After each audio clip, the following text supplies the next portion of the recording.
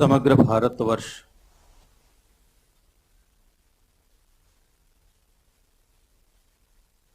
सुप्रभात एवं नमस्कार। सम्माननीय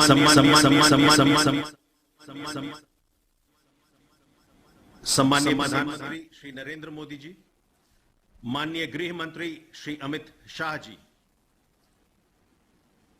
सोमनाथ ट्रस्ट के विश्वस्त श्री लाल कृष्ण आडवाणी जी, माननीय मुख्यमंत्री श्री विजय रूपाणी जी, भारत सरकार के पर्यटन राज्य मंत्री श्री श्रीपद यसो नायक जी, गुजरात के पर्यटन मंत्री श्री जवाहर चावड़ा जी, गुजरात के उप मुख्यमंत्री श्री नितिन भाई पटेल जी, गुजरात के पर्यटन राज्य मंत्री श्री वसंत भाई अय्यर जी, जूनागढ़ के सांसद श्री राजेश भाई चुडासमा जी, सोमनाथ ट्रस्ट के विश्वस्त श्री हर्षवर्धन नेवटिया जी और उसी ट्रस्ट के सचिव श्री पी.के. लाहिरी जी एवं आज की सभा में उपस्थित अन्य गण्यमान्य व्यक्ति, आप सभी लोगों का हार्दिक स्वागत है। हम आज इस अवसर पर इकट्ठे हुए हैं क्योंकि सम्माननीय प्रधानमंत्री जी के कर कमलों से श्री सोमनाथ जी मंदिर परिसर के कुछ घटकों का उद्घाटन अथवा शिलान्यास होना है। श्री सोमनाथ जी के लिए किसी परिचय की आवश्यकता नहीं है। सैकड़ों वर्षों से संघर्ष और स्वाभिमान के प्रतीक इस वैभवशाली मंदिर ने हम सभी को गौरवान्वित किया है। हर पल हमें स्मरण होता है कि प्रतिकूल परिस्थितियों के होने पर भी सत्य और आध्यात्मिकता की आस्था और गरिमा हमेशा बनी रहती है। अब मैं इस परियोजना के उन घटकों का विवरण देने जा रहा हूं जिनका हमारे सम्माननीय प्रधानमंत्री जी उद्घाटन अथवा आज शिलान्यास करेंगे। इसमें केंद्र सरकार की प्रसाद परियोजना के अंतर्गत निर्मित समुद्र दर्शन पथ और सोमनाथ प्रदर्शनी गैलरी का समावेश है, जिसमें गुजरात सरकार के साथ हमें सहकार्य मिला है। इसके अलावा श्री सोमनाथ ट्रस्ट के सौजन्य द्वारा जूना सोमनाथ मंदिर परिसर का विकास तथा पार्वती माता मंदिर का शिलान्यास भी आज होना है और इस मंदिर का निर्माण निजी दान के माध्यम से होगा। इस समारोह का प्रारंभ हम प्रार्थना से करेंगे। इनमें श्री गणेश वंदना, भद्र सूक्त के कुछ वेद मंत्र, शिव महिमा स्तोत्र के कुछ श्लोक एवं विश्व कल्याण के लिए प्रार्थना सम्मिलित है।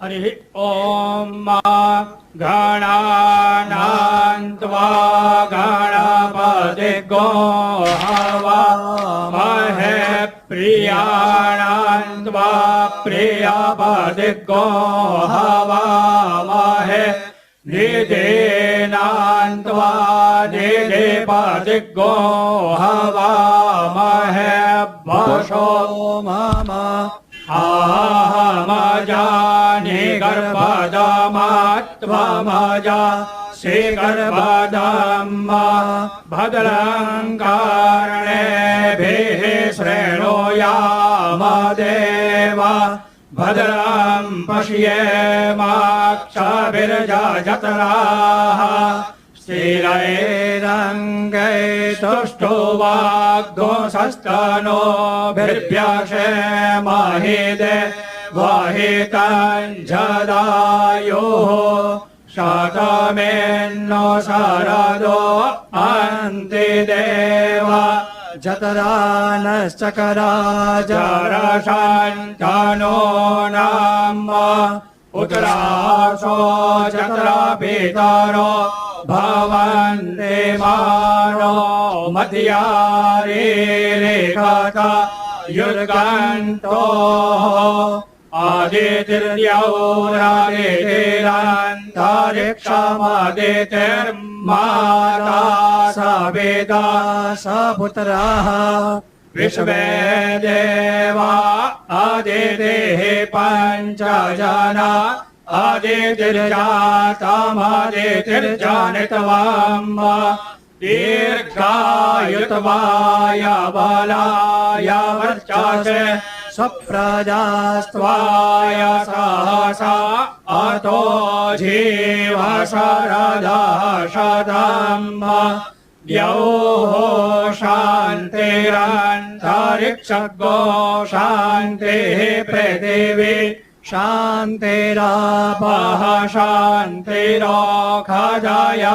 शान्तिः वनस्पतयः शान्तिर्विश्वे देवाः शान्तिर्ब्रह्म शान्तिः सर्वज्ञो शान्तिः शान्तिरेव शान्तिः सामा शान्तिरेधि यतो यतः समेहसे ततो नो अभयं कुरु षण्णः कुरु प्रजाभ्यो भयं नः पशुभ्यः विश्वानि देव सवितर्दुरितानि परासुव यद्भद्रन्तन्न आसुव नमः शम्भवाय च मयो भवाय च नमः शङ्कराय च मयस्कराय च नमः शिवाय च शिवतराय च नमो ज्येष्ठाय प्रियधवधवेष्ठाय च नमो नमः क्षोदेष्ठाय स्मरहरमहेष्ठाय च नमः नमो वर्षेष्ठाय त्रिनयनयवेष्ठाय च नमो नमः सर्वस्मै ते तदिदमिति सर्वाय च नमः असितगिरिसमस्यात्तज्जलं सिन्धुपात्रे सुरतरुवर्षाखा लेखनी भद्रमुर्वे लिखयति गृहीत्वा शारदा सर्वकालं तदपि तव गुणानां भीषभारं न याते इत्येषा वाङ्मये पूजा श्रीमच्छङ्करपादयोः अर्पिता तेन देवेश प्रीयतां मे सदा शिवः सर्वेऽत्र सुखिनः सन्तु सर्वे सन्तु निरामया सर्वे भद्राणि पश्यन्तु मा कश्चित् दुःखभाग् भवेत् ओम श्री सोमनाथ महादेव की जय। धन्यवाद। अब मैं माननीय मुख्यमंत्री श्री विजय रूपाणी जी से अनुरोध करता हूं कि वे इस अवसर पर अपने विचार साझा करें।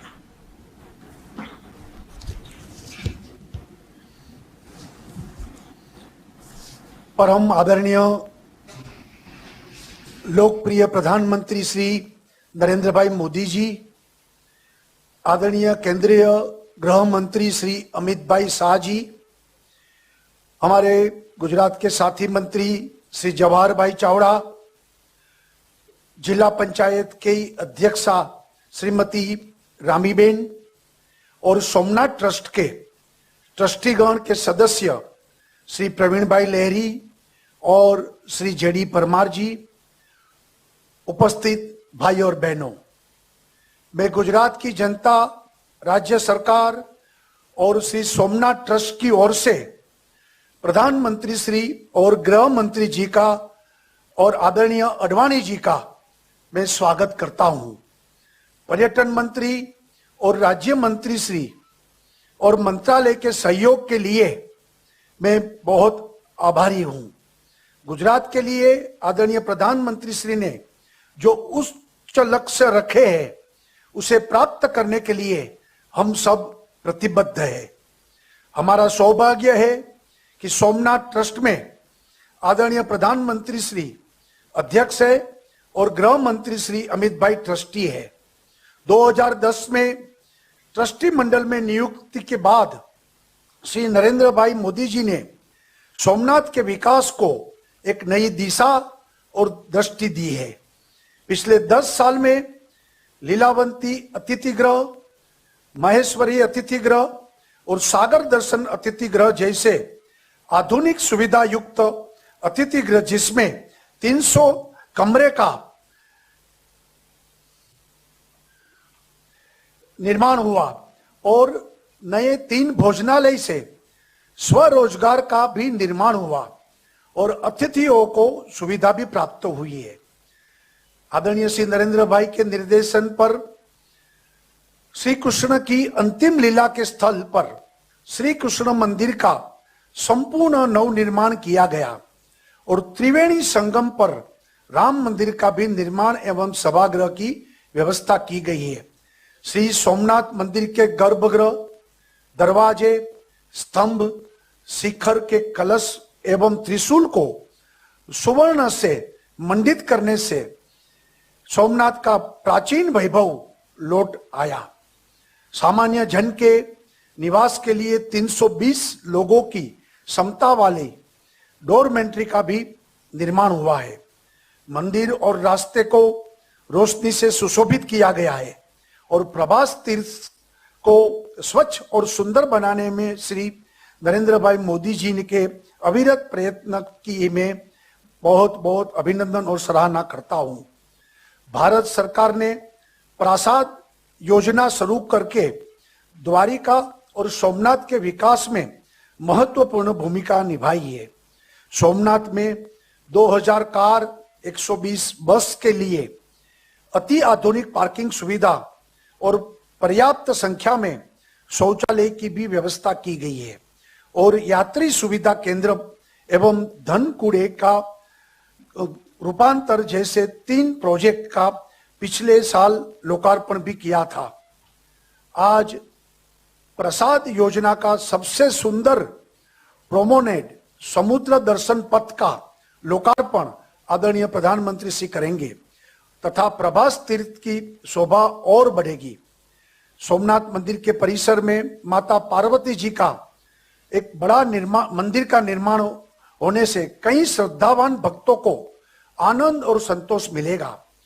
प्राचीन मातोश्री अहल्याबाई होलकर निर्मित जूना सोमनाथ मंदिर के परिसर का भी निर्माण होने से भगवान के सन्मुख प्रवेश करके भक्तों को आनंददायक अनुभव होगा। मंदिर शिल्प कार्य और रचना के बारे में कायमी प्रदर्शन द्वारा प्राचीन मंदिर निर्माण के बारे में अच्छी माहिती मिलेगी। यह 4 परियोजना का खर्च 80 करोड़ से ज्यादा है। मुझे यह जानकारी देखते हुए खुशी हो रही है कि राज्य सरकार की ओर से पीने का पानी, सोलर पावर एवं सीसीटीवी कैमरा सिस्टम के लिए 26 करोड़ की लागत से कई काम पिछले 5 साल में किए गए हैं। यात्रा धाम में स्वच्छता अभियान की शुरुआत सोमनाथ से ही की गई थी। पिछले 5 साल में 6 करोड़ का खर्च करके देश के स्वच्छ मंदिरों की सूची में सोमनाथ का नाम शामिल हो सका। हर महीने 6 करोड़ से अधिक मुलाकातियों को के साथ सोशल मीडिया में डिजिटल दर्शन में सोमनाथ मंदिर सबसे आगे है। कोविड और साइक्लोन के समय में भी सोमनाथ ट्रस्ट के लोगों की सुविधा और मदद देने में उल्लेखनीय कार्य किया है। कौशल्य निर्माण कार्य में अभी तक 2000 से ज्यादा युवा युवती को स्वरोजगार में स्थापित किया है। सोमनाथ ट्रस्ट की सेवा की प्रवृत्तियों से गिर सोमनाथ जिले में लोगों को बहुत लाभ हुआ है। आदरणीय प्रधानमंत्री जी को मैं विश्वास दिलाता हूं कि राष्ट्र के प्रथम ज्योतिर्लिंग सोमनाथ प्रभास तीर्थ के विकास में राज्य सरकार उनके सपने को साकार करने में सदैव परिश्रम और सहयोग करेगा। यह कार्यक्रम में अपना अमूल्य समय देने के लिए मैं गुजरात की जनता की ओर से आदरणीय प्रधानमंत्री जी का आभारी हूं।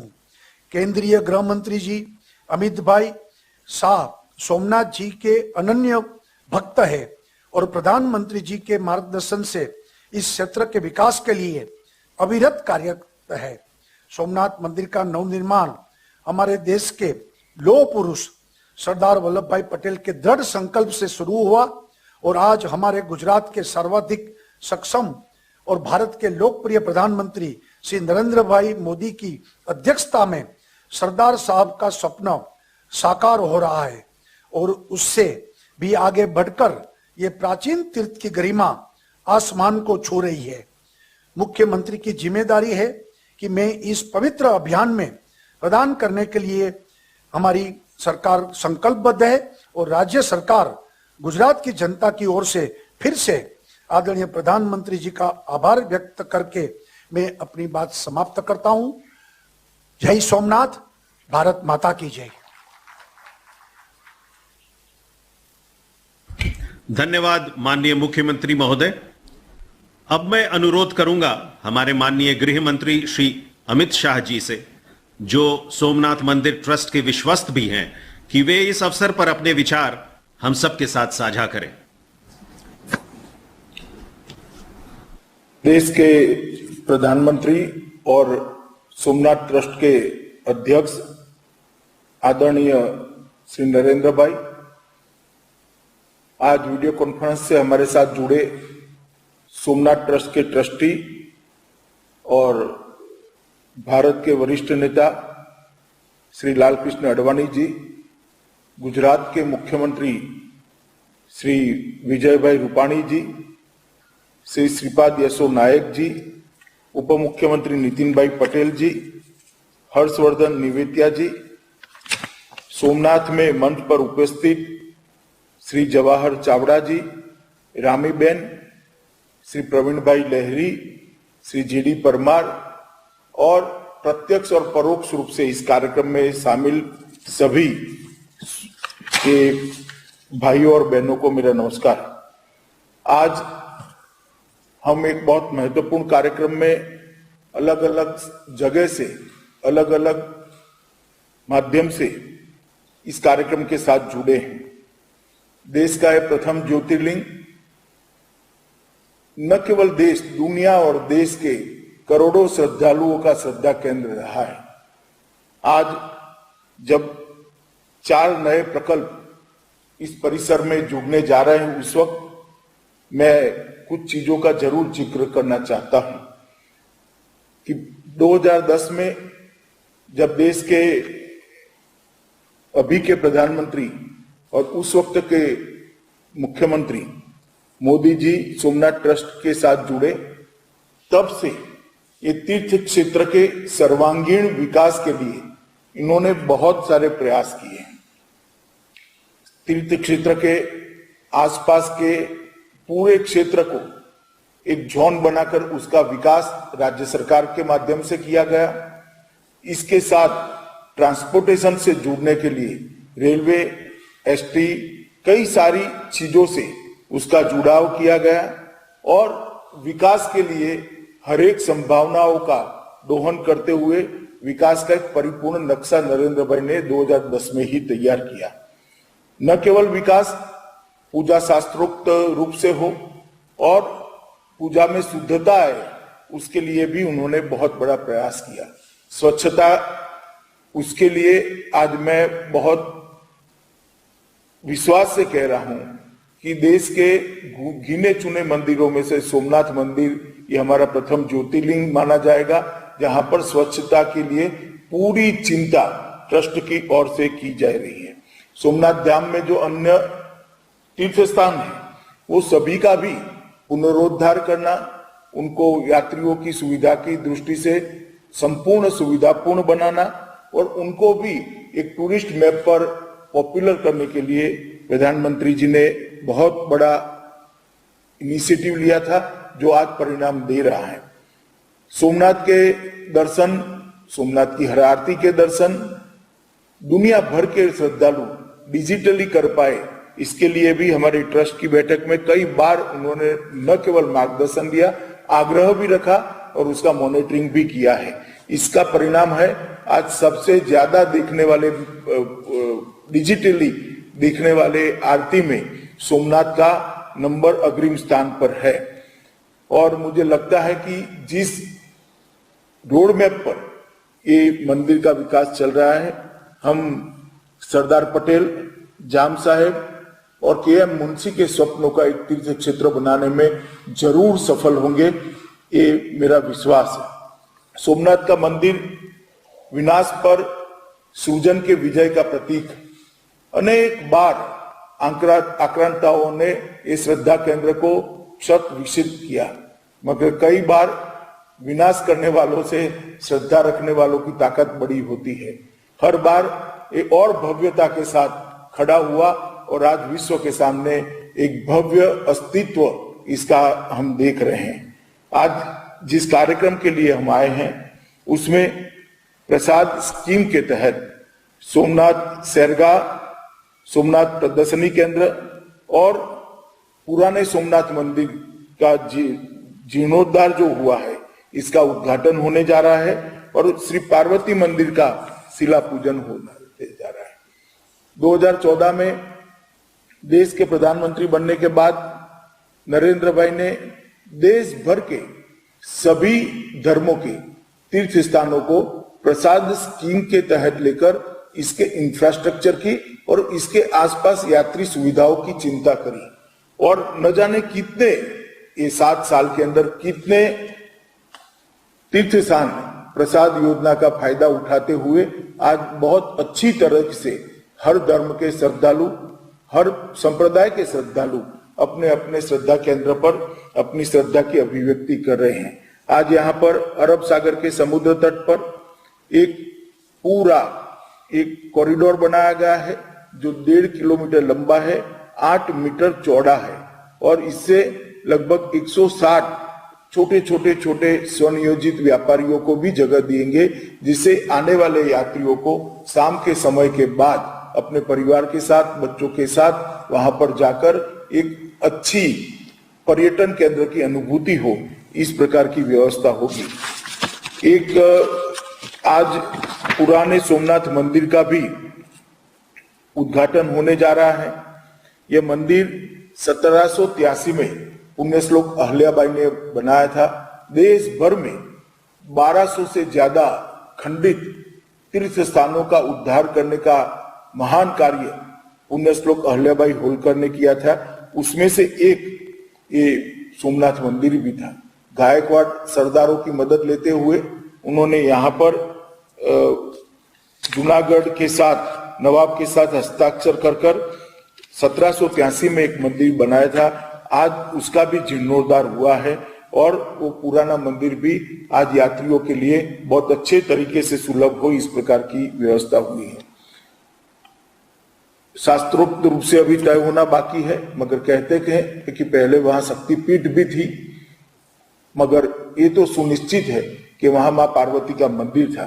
उसी जगह पर 30 करोड़ रुपए की लागत से भिखुभाई एक दाता के सहयोग से एक अच्छा पार्वती मंदिर विशाल परिसर बनने जा रहा है और जिसमें शिव और पार्वती के मुंह एक दूसरे की ओर रहेंगे। इस प्रकार का जो मूल पार्वती मंदिर था उसकी तर्ज पर ये बनाने की आज शुरुआत होने जा रही है। मुझे लगता है कि ये सभी चीजें आज सोमनाथ परिसर के साथ जुड़ती है, तो यहाँ आने के लिए सोमनाथ के प्रति सबकी श्रद्धा तो कारण है ही, मगर और आकर्षण केंद्र भी जुड़ने के बाद न केवल आएंगे, यहाँ पर रहकर अपनी भक्ति और श्रद्धा का अभिव्यक्ति भी करेंगे और परिवार के साथ पर्यटन का आनंद भी ले पाएंगे। ढेर सारी चीजें सोमनाथ के विकास के लिए मोदी जी के नेतृत्व में सोमनाथ ट्रस्ट ने हाथ में ली है। मुझे पूरा विश्वास है कि समयबद्ध कार्यक्रम के तहत ये सब भी पूरी होगी। आज फिर से इसमें जिन जिन लोगों ने ये चारों प्रकल्प के लिए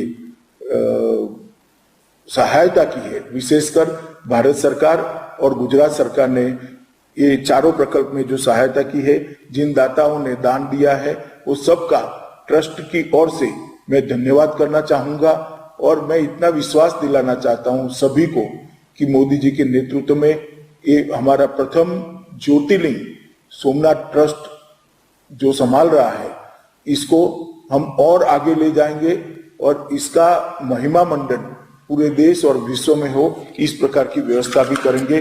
फिर से एक बार सभी को शुभकामनाएं देकर मेरी बात को समाप्त करता हूं। वंदे मातरम। धन्यवाद माननीय गृह मंत्री महोदय जी। इस समारोह में आज सम्मिलित और उद्घाटित होने वाली घटकों के बारे में एक महत्वपूर्ण फिल्म बनाई गई है, जिसे प्रस्तुत करने की मैं आज्ञा चाहूंगा।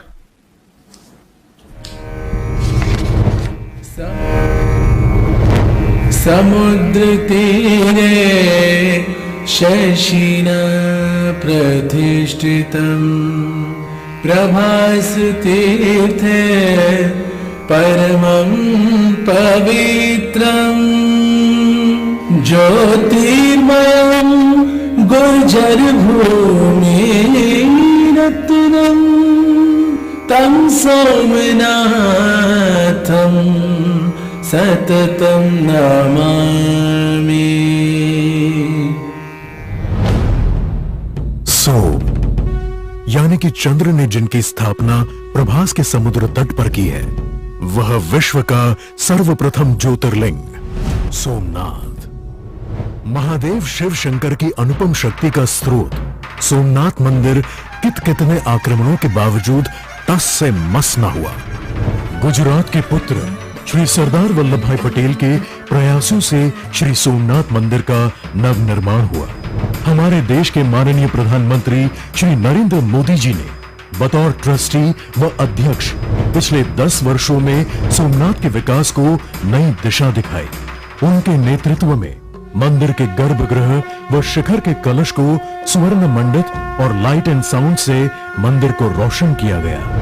विविध अतिथि भवन में यात्रियों को विश्व स्तरीय सुविधा दिलाई एवं राम मंदिर निर्माण व भालका तीर्थ का नव निर्माण कर आज सोमनाथ के माहौल को ऐसा बनाया है कि यहाँ आने वाले यात्रियों की संख्या में 5 गुनी वृद्धि हुई।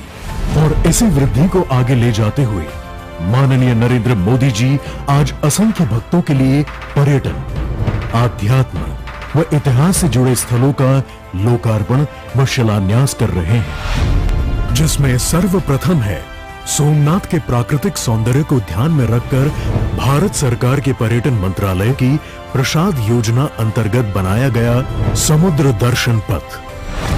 समंदर के किनारे बनाया गया 1.5 किलोमीटर लंबा यह समुद्र दर्शन पथ श्री सोमनाथ मंदिर से लेकर त्रिवेणी संगम तक सागर की उछलती लहरों को आगे बढ़ने से रोकेगा और भगवान शिव शंकर से मिलने आ रहे दर्शनार्थियों को लहरों से बातें कराएगा।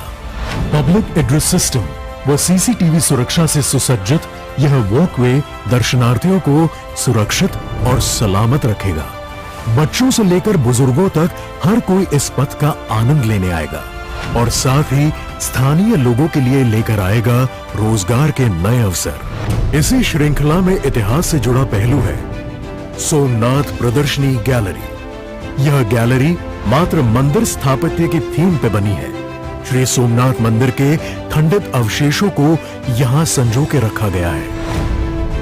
मंदिर की वास्तुकला, स्थापत्य का महत्व एवं अन्य जानकारी हिंदी एवं इंग्लिश भाषा के साथ ब्रेल लिपि में भी दी गई है ताकि हर एक व्यक्ति हमारे भव्य इतिहास से रूबरू हो पाए।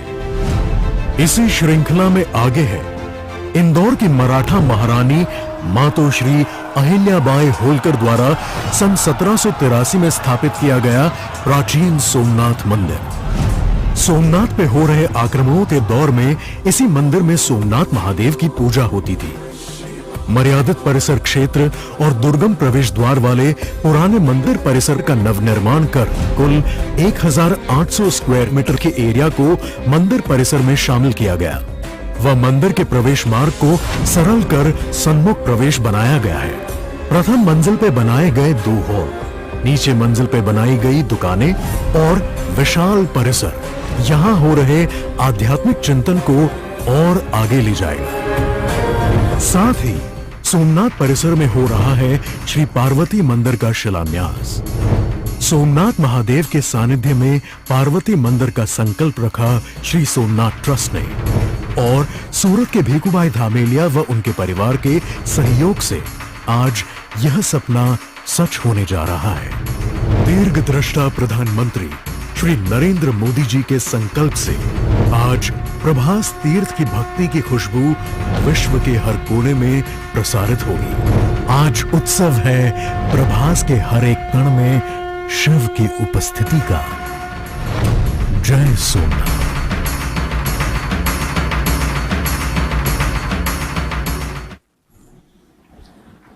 अब वह शुभ मुहूर्त आ गया है जिसके आगमन के लिए हम सभी बहुत समय से प्रतीक्षारत हैं।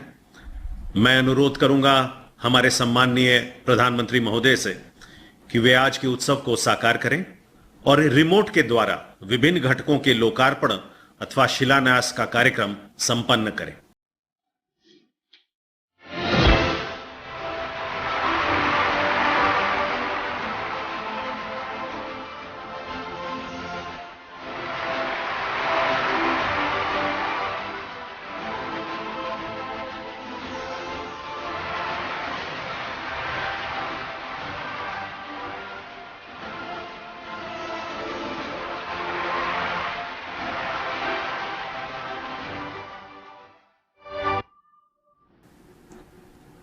अब मैं सम्माननीय प्रधानमंत्री जी से अनुरोध करूंगा कि वे इस अवसर पर आशीर्वचन स्वरूप अपना वक्तव्य दें।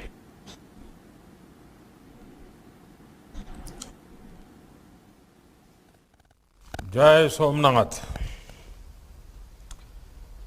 कार्यक्रम में हमारे साथ जुड़ रहे हम सभी के श्रद्धेय लाल कृष्ण आडवाणी जी, देश के गृह मंत्री श्री अमित शाह जी, श्रीपद नाइक जी, अजय भट्ट जी, गुजरात के मुख्यमंत्री विजय जी, गुजरात के उप मुख्यमंत्री नितिन भाई, गुजरात सरकार में पर्यटन मंत्री जवाहर जी, भाषण भाई, लोकसभा में मेरे साथी राजेश भाई, सोमनाथ मंदिर ट्रस्ट के ट्रस्टी श्री प्रवीण लहरी जी, सभी श्रद्धालुओं, देवियों और सज्जनों, मैं इस पवित्र अवसर पर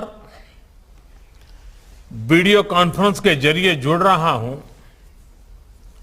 लेकिन मन से मैं स्वयं को भगवान श्री सोमनाथ के चरणों में ही अनुभव कर रहा हूं।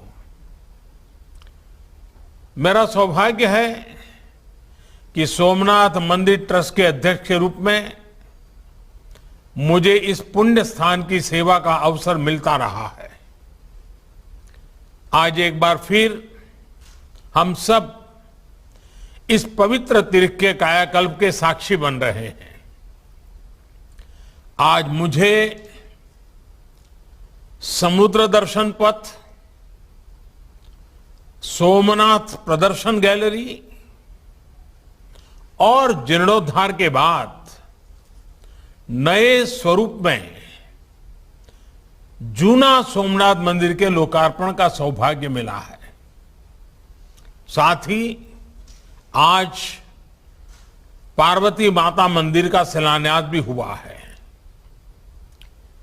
इतना पुनीत संयोग और साथ में सावन का पवित्र महीना, मैं मानता हूं ये हम सबके लिए भगवान सोमनाथ जी के आशीर्वाद की ही सिद्धि है। मैं इस अवसर पर आप सभी को, ट्रस्ट के सभी सदस्यों को और देश विदेश में भगवान सोमनाथ जी के करोड़ों भक्तों को बधाई देता हूं। विशेष रूप से आज मैं लौह पुरुष सरदार वल्लभ भाई पटेल जी के चरणों में भी नमन करता हूं, जिन्होंने भारत के प्राचीन गौरव को पुनर्जीवित करने की इच्छा शक्ति दिखाई। सरदार साहब सोमनाथ मंदिर को स्वतंत्र भारत की स्वतंत्र भावना से जुड़ा हुआ मानते थे। ये हमारा सौभाग्य है कि आज आजादी के 75वें साल में, आजादी के अमृत महोत्सव में हम सरदार साहब के प्रयासों को आगे बढ़ा रहे हैं। सोमनाथ मंदिर को नई भव्यता दे रहे हैं। आज मैं लोकमाता अहिल्याबाई होलकर को भी प्रणाम करता हूं, जिन्होंने विश्वनाथ से लेकर सोमनाथ तक कितने ही मंदिरों का जीर्णोद्धार कराया।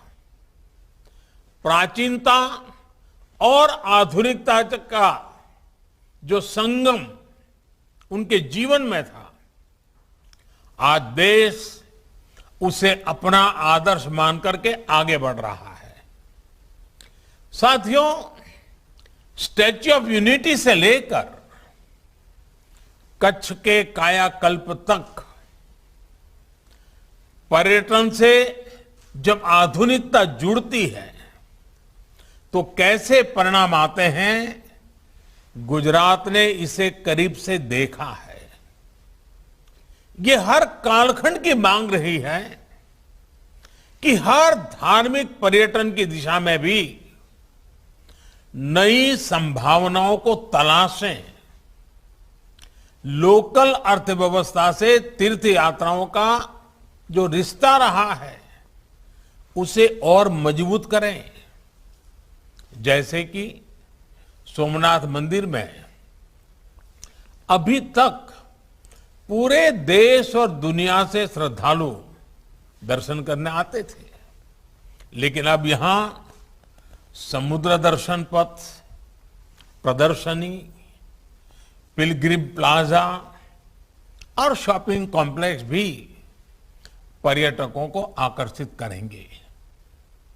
अब यहां आने वाले श्रद्धालु जूना सोमनाथ मंदिर के भी आकर्षक स्वरूप का दर्शन करेंगे, नए पार्वती मंदिर का दर्शन करेंगे। इससे यहां नए अवसरों और नए रोजगार का भी सृजन होगा और स्थान की दिव्यता भी बढ़ेगी। यही नहीं, प्रोमनेड जैसे निर्माण से समुद्र के किनारे खड़े हमारे मंदिर की सुरक्षा भी बढ़ेगी। आज यहां सोमनाथ एग्जीबिशन गैलरी का लोकार्पण भी हुआ है।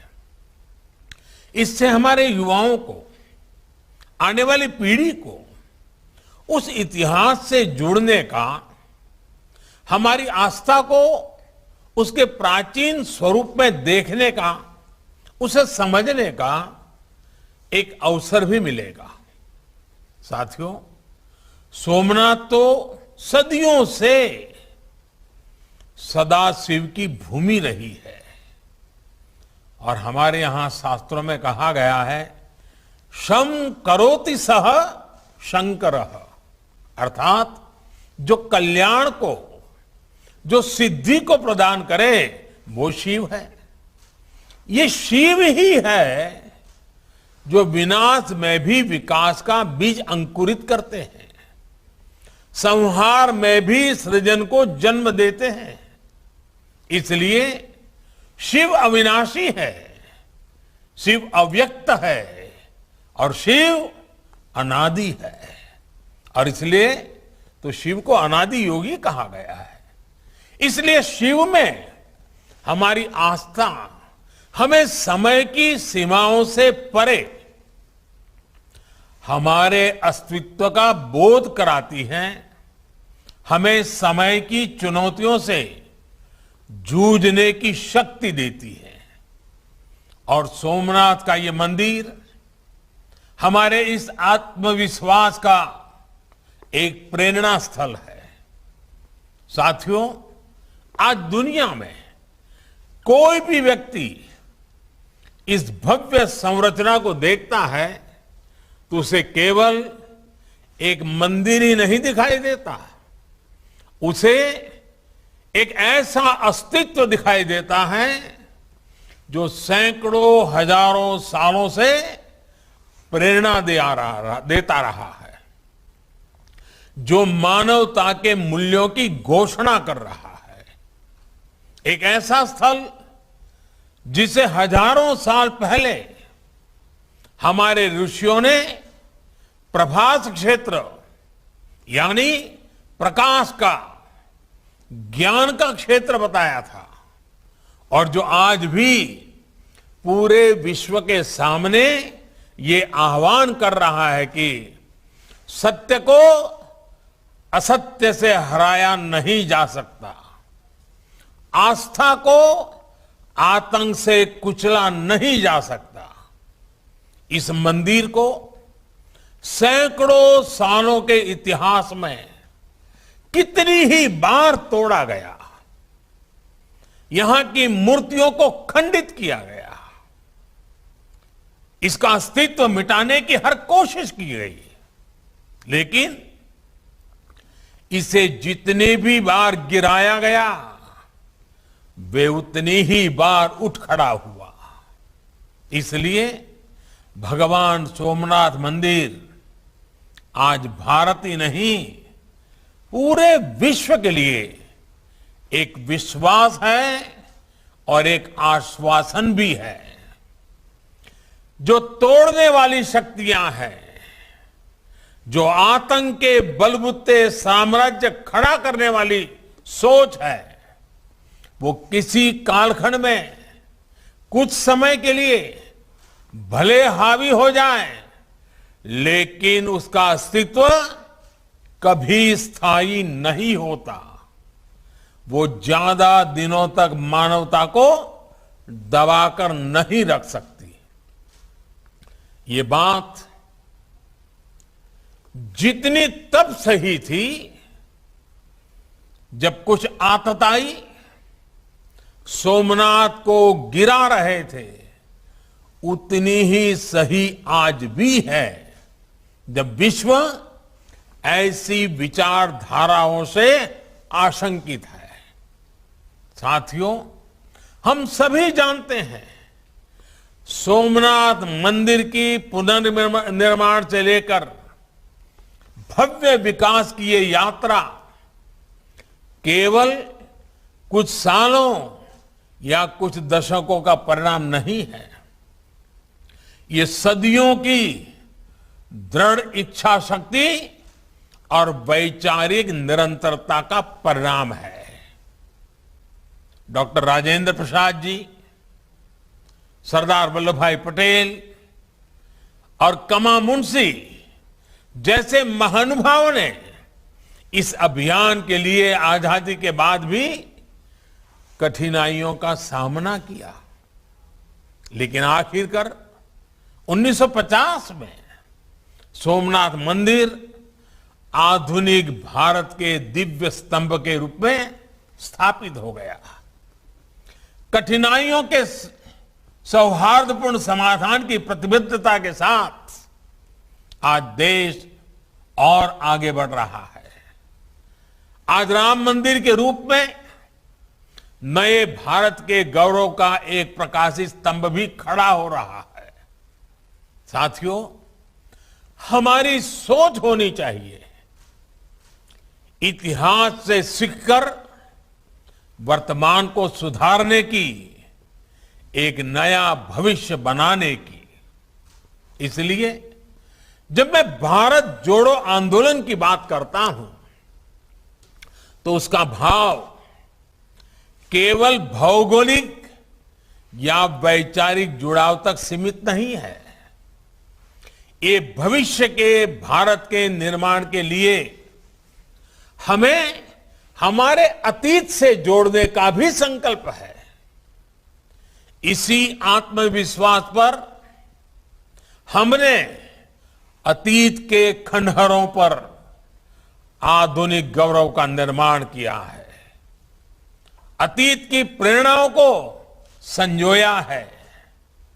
जब राजेंद्र प्रसाद जी सोमनाथ आए थे तो उन्होंने जो कहा था वो हमें हमेशा याद रखना है। उन्होंने कहा था, सदियों पहले भारत सोने और चांदी का भंडार हुआ करता था। दुनिया के सोने का बड़ा हिस्सा तब भारत के मंदिरों में ही होता था। मेरी नजर में सोमनाथ का पुनर्निर्माण उस दिन पूरा होगा जब इसकी नींव पर विशाल मंदिर के साथ ही समृद्ध और संपन्न भारत का भव्य भवन भी तैयार हो चुका होगा। समृद्ध भारत का वो भवन जिसका प्रतीक सोमनाथ मंदिर होगा। हमारे प्रथम राष्ट्रपति डॉक्टर राजेंद्र प्रसाद जी का ये सपना हम सभी के लिए बहुत बड़ी प्रेरणा है। साथियों, हमारे लिए इतिहास और आस्था का मूल भाव है सबका साथ, सबका विकास, सबका विश्वास और सबका प्रयास।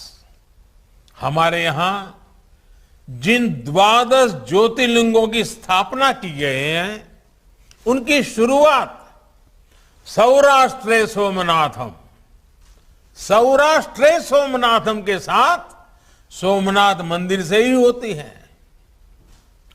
पश्चिम में सोमनाथ और नागेश्वर से लेकर पूरब में बैद्यनाथ तक, उत्तर में बाबा केदारनाथ से लेकर दक्षिण में भारत के अंतिम छोर पर विराजमान श्री रामेश्वर तक, ये 12 ज्योतिर्लिंग पूरे भारत को आपस में पिरोने का काम करते हैं।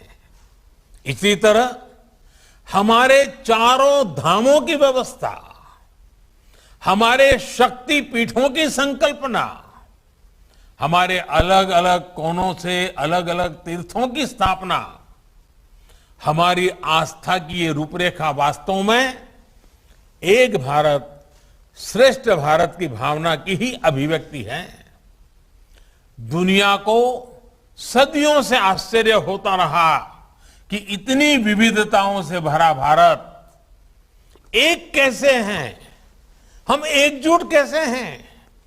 लेकिन जब आप पूरब में हजारों किलोमीटर चलकर पूरब से पश्चिम सोमनाथ के दर्शन करने वाले श्रद्धालुओं को देखते हैं, या दक्षिण भारत के हजारों हजार भक्तों को काशी की मिट्टी को मस्तक पर लगाते देखते हैं, तो आपको यह एहसास हो जाता है कि भारत की ताकत क्या है।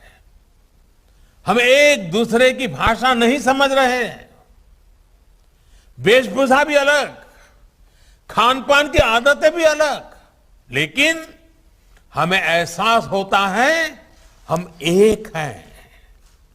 हमारी इस आध्यात्मिकता ने सदियों से भारत को एकता के सूत्र में पिरोने में, आपसी संवाद स्थापित करने में अहम भूमिका निभाई है, और हम सभी का दायित्व है इसे निरंतर मजबूत करते रहना। साथियों, आज पूरी दुनिया भारत के योग, दर्शन, अध्यात्म और संस्कृति की ओर आकर्षित हो रहे हैं। हमारी नई पीढ़ी में भी अब अपनी जड़ों से जुड़ने की नई जागरूकता आई है। इसलिए हमारे टूरिज्म और आध्यात्मिक टूरिज्म के क्षेत्र में आज राष्ट्रीय और अंतर्राष्ट्रीय संभावनाएं हैं। इन संभावनाओं को आकार देने के लिए देश आज आधुनिक इंफ्रास्ट्रक्चर बना रहा है, प्राचीन गौरव को पुनर्जीवित कर रहा है। रामायण सर्किट का उदाहरण हमारे सामने है। आज देश दुनिया के कितने ही राम भक्तों को रामायण सर्किट के जरिए भगवान राम के जीवन से जुड़े नए नए स्थानों की जानकारी मिल रही है।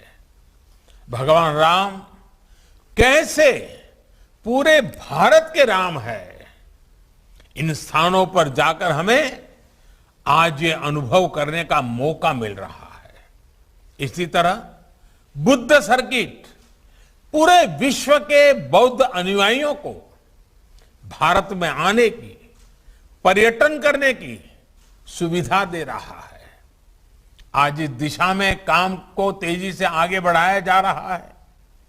ऐसे ही हमारा पर्यटन मंत्रालय स्वदेश दर्शन स्कीम के तहत 15 अलग अलग थीम पर टूरिस्ट सर्किट्स को विकसित कर रहा है। इन सर्किट से देश के कई उपेक्षित इलाकों में भी पर्यटन और विकास के अवसर पैदा होंगे। साथियों, हमारे पूर्वजों की दूरदृष्टि इतनी थी कि उन्होंने दूर सुदूर क्षेत्रों को भी हमारी आस्था से जोड़ने का काम किया, उनके अपनेपन का बोध कराया। लेकिन दुर्भाग्य से जब हम सक्षम हुए, जब हमारे पास आधुनिक तकनीक और संसाधन आए, तो हमने इन इलाकों को दुर्गम समझकर उसे छोड़ दिया। हमारे पर्वतीय इलाके इसका बहुत बड़ा उदाहरण है। लेकिन आज देश इन पवित्र वैष्णो देवी मंदिर के आसपास विकास हो या पूर्वोत्तर तक पहुंच रहा हाईटेक इंफ्रास्ट्रक्चर हो, आज देश में अपनों से दूरियां सिमट रही है। इसी तरह 2014 में देश ने इसी तरह 2014 में देश ने इसी तरह तीर्थ स्थानों के विकास के लिए प्रसाद स्कीम की भी घोषणा की थी। इस योजना के तहत देश में करीब करीब 40 बड़े तीर्थ स्थानों को विकसित किया जा रहा है, जिनमें 15 प्रोजेक्ट्स का काम पूरा भी कर लिया गया है। गुजरात में भी 100 करोड़ से ज्यादा के 3 प्रोजेक्ट्स पर प्रसाद योजना के तहत काम चल रहा है। गुजरात में सोमनाथ और दूसरे टूरिस्ट स्पॉट्स और शहरों को भी आपस में जोड़ने के लिए कनेक्टिविटी पर विशेष ध्यान दिया जा रहा है। कोशिश ये कि जब पर्यटक एक जगह दर्शन करने आए तो दूसरे पर्यटक स्थलों तक भी जाएं। इसी तरह देश भर में 19 आइकॉनिक टूरिस्ट डेस्टिनेशन की पहचान कर आज उन्हें विकसित किया जा रहा है। ये सभी प्रोजेक्ट्स हमारी टूरिस्ट इंडस्ट्री को आने वाले समय में एक नई ऊर्जा देंगे। साथियों, पर्यटन के जरिए आज देश सामान्य मानवी को न केवल जोड़ रहा है बल्कि खुद भी आगे बढ़ रहा है। इसी का परिणाम है कि 2013 में देश travel and tourism competitiveness index में जहां 65 स्थान पर था, 65th, वहीं 2019 में 34 स्थान पर आ गया, 34th। अंतर्राष्ट्रीय पर्यटन को बढ़ावा देने के लिए देश ने इन 7 सालों में कई नीतिगत फैसले भी किए हैं, जिनका लाभ देश को आज हो रहा है। देश ने e visa regime, visa on arrival जैसी व्यवस्थाओं को आगे बढ़ाया है और वीजा की फीस को भी कम किया है। इसी तरह टूरिज्म सेक्टर में हॉस्पिटैलिटी के लिए लगाने वाले जीएसटी को भी घटाया गया है। इससे टूरिज्म सेक्टर को बहुत लाभ होगा और कोविड के प्रभावों से उभरने में भी मदद मिलेगी। कई फैसले पर्यटकों के इंटरेस्ट को ध्यान में रखकर भी किए गए हैं, जैसे कि कई पर्यटक जब आते हैं तो उनका उत्साह एडवेंचर को लेकर भी होता है। इसे ध्यान में रखते हुए देश ने 120 माउंटेन पीक्स को भी ट्रैकिंग के लिए खोला है। पर्यटकों को नई जगह पर असुविधा ना हो, नई जगहों की पूरी जानकारी मिले, इसके लिए भी प्रोग्राम चलाकर गाइड्स को ट्रेन किया जा रहा है। इससे बड़ी संख्या में रोजगार के अवसर भी बन रहे हैं। साथियों, हमारे देश की परंपराएं हमें कठिन समय से निकलकर तकलीफ को भूलकर आगे बढ़ने की प्रेरणा देती है। हमने देखा भी है, कोरोना के इस समय में पर्यटन लोगों के लिए उम्मीद की किरण है। इसलिए हमें अपने पर्यटन के स्वभाव और संस्कृति को लगातार विस्तार देना है, आगे बढ़ाना है और खुद भी आगे बढ़ना है। लेकिन साथ ही हमें ये भी ध्यान रखना है कि हम जरूरी सावधानियां, जरूरी बचाव का पूरा ख्याल रखें।